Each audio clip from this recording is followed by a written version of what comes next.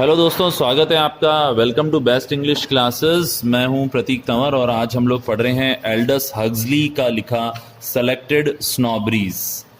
तो ये एक ऐसे है जिसकी समरी मैं आपको बता रहा हूं, इसका हिंदी एनालिसिस मैं आपको दूंगा। तो ये टॉपिक ये कहता है कि एक प्रकार की या दूसरे प्रकार की कोई ना कोई स्नॉबरी लगभग हर व्यक्ति में होती है, हर पर्सन में होती है। सभी जो आदमी हैं वो स्नॉब होते हैं। स्नॉब यानी घमंडी, उनको किसी ना किसी बात का घमंड होता है। एक आदमी किसी भी बात पे स्नॉबिश फील कर सकता है, किसी भी बात पे। हाँ, पर इसमें भी कुछ एक्सेप्शन हो सकते हैं, कुछ अपवाद हो सकते हैं। फॉर एग्जाम्पल, भाई आपको अगर कोई ऐसा व्यक्ति है जिसको लेप्रेसी की बीमारी है, कोढ़, कुष्ठ रोग, जिसमें हाथों और पैरों की उंगलियां गल जाती है, उस आदमी को इस बीमारी का घमंड तो नहीं हो सकता ना। तो ये एक अपवाद है। लेप्रेसी का अर्थ होता है कोढ़, कुष्ठ रोग। तो इस प्रकार के कुछ सर्टन डिसफिगरिंग और मॉर्टल डिजीजेज हैं। कुछ ऐसी बीमारियां हैं जिसमें आपका फिगर बिगड़ जाता है, आपके शरीर हाथ पैर बिगड़ जाते हैं। और मॉर्टल डिजीजेज यानी कई ऐसी जो जानलेवा बीमारियां हैं जिसके ऊपर कभी किसी व्यक्ति को स्नॉबरी नहीं होगी, उस पर कभी किसी को अहंकार नहीं होगा। फिर भी बहुत सारे ऐसे लोग होते हैं जिनको अपनी बीमारियों के प्रति भी स्नॉबरी होती है। जैसे कि आप किसी से पूछें कि यार तुम्हें डायबिटीज़ है, बोले यार खाते पीते लोग हैं, है ना, हम लोग मीठा खाते हैं, शौकीन लोग हैं, इसलिए हमें ये डायबिटीज़ है, हमारा खानदानी बीमारी है ये। तो ऐसे लोग भी होते हैं। तो ऐसी जो बीमारियां हैं जो खासतौर पे रिच लोगों में होती है, उसको लेकर रिच लोगों के अंदर भी अहंकार है।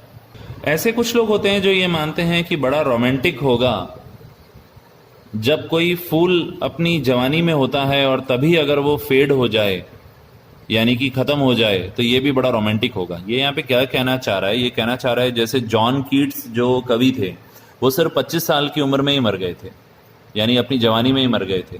तो कई लोग अगर जवानी में भी फना हो जाते हैं, जैसे हम कहते हैं, खत्म हो जाते हैं, तो उसको भी वो लोग अपनी उस पर भी अपनी स्नॉबरी रखते हैं।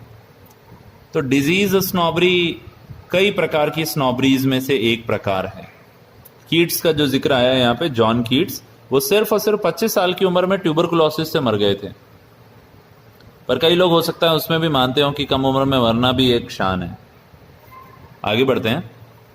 Modernity snobbery is quite old.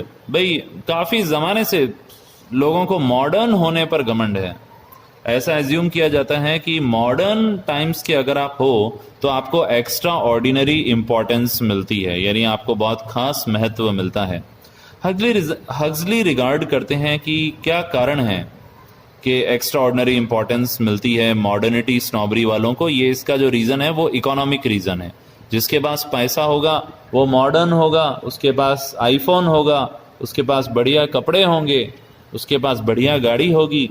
तो ये एक इकोनॉमिक रीज़न है कि लोग मॉडर्न होना चाहते हैं और मॉडर्न होने की स्नॉबरी भी रखते हैं। Machine production is outrunning consumption.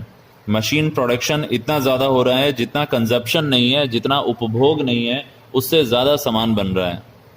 Industrialist जानते हैं कि वो लोग तभी प्रॉस्पर कर सकते हैं, यानी वो लोग सिर्फ तभी अमीर बन सकते हैं जबकि कंज्यूमर नई नई चीज़ें खरीदते रहें जल्दी जल्दी।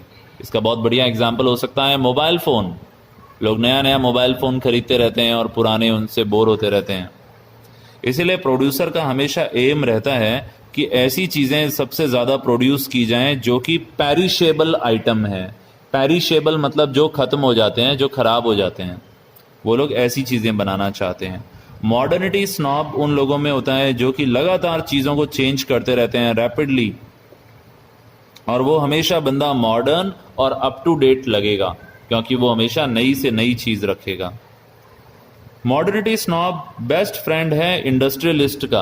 अरे ये जो पूंजीवादी हैं, उद्योगपति हैं, इनका तो काम ही मॉडर्निटी स्नॉब जैसे लोगों से चलता है, क्योंकि लोग ये सामान नया नया खरीदते हैं।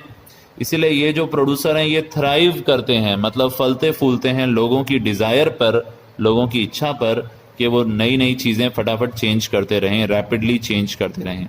तो प्रोड्यूसर का इंटरेस्ट होता है कि वो एनकरेज करे, वो बढ़ाए मॉडर्निटी स्नॉबरी को।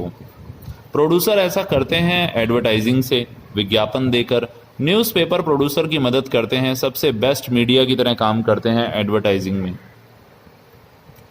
आइए आगे बढ़ते हैं। एक और प्रकार की स्नॉबरी होती है आर्ट स्नॉबरी, कला के लिए स्नॉबरी। ज़्यादातर हम में से लोग आर्ट स्नॉब्स होते हैं। दो प्रकार की आर्ट स्नॉबरी है, एक है प्लेटोनिक और एक है अनप्लेटोनिक। जो प्लेटोनिक मतलब सच्चा और अनप्लेटोनिक मतलब सिर्फ दिखावाबाजी। तो जो अनप्लेटोनिक आर्ट स्नॉब्स होते हैं वो आगे जब बढ़ते हैं और वस्तुएं खरीदते भी हैं, जबकि प्लेटोनिक आर्ट स्नॉबरी हाइब्रिड होती है और ये उसी टाइम एक सब स्पीसीज भी होती हैं, कल्चर स्नॉबरी और पोजेशन स्नॉबरी। कल्चर की स्नॉबरी, हमारे संस्कृति, हमारे संस्कार, उस पर अभिमान।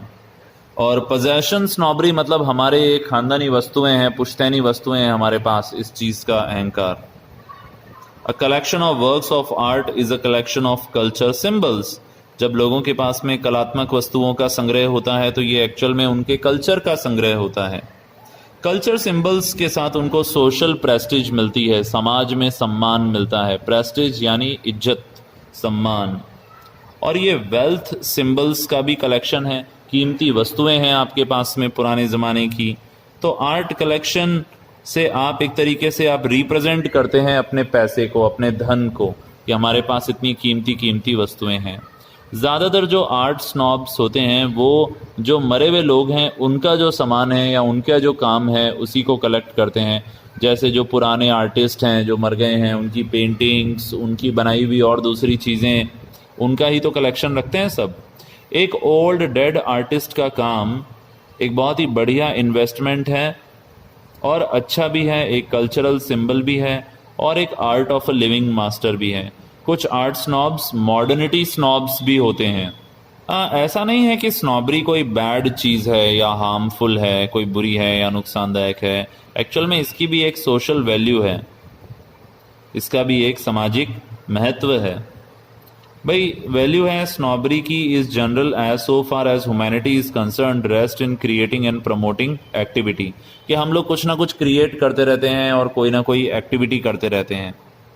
हर एक स्नॉबरी डिमांड करती है कि उसका जो डिवोटी है, डिवोटी यानी उसके प्रति जो समर्पित व्यक्ति है, वो अनसीजिंग एफर्ट्स करे, मतलब कभी ना रुकने वाले प्रयास करता रहे।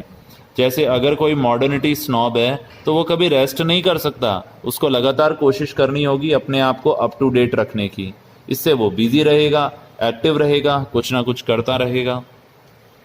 अगर हम रिगार्ड करें एक्टिविटी को अच्छा होने के लिए तो हमें सारी स्नॉबरीज को अच्छा मानना पड़ेगा। हमें कुछ एक्टिविटीज़ को गुड, जबकि हम कुछ एक्टिविटीज़ को गुड मानते हैं और कुछ को बैड मानते हैं। भाई सभी स्नॉबरीज हमें एक्टिव रखती हैं, इसलिए हमारा अप्रूवल होना चाहिए सिर्फ उन्हीं स्नॉबरीज को जो हमें एक्साइट करें और जो बेटर एक्टिविटीज़ हों। इसी के साथ एल्डस हक्सली का लिखा सेलेक्टेड स्नॉबरीज की एक शॉर्ट समरी और हिंदी एनालिसिस मैंने आपको समझाया है। आई होप आपको समझ में आ गया होगा। थैंक यू सो मच, जल्दी फिर मिलेंगे। All the best for your exams.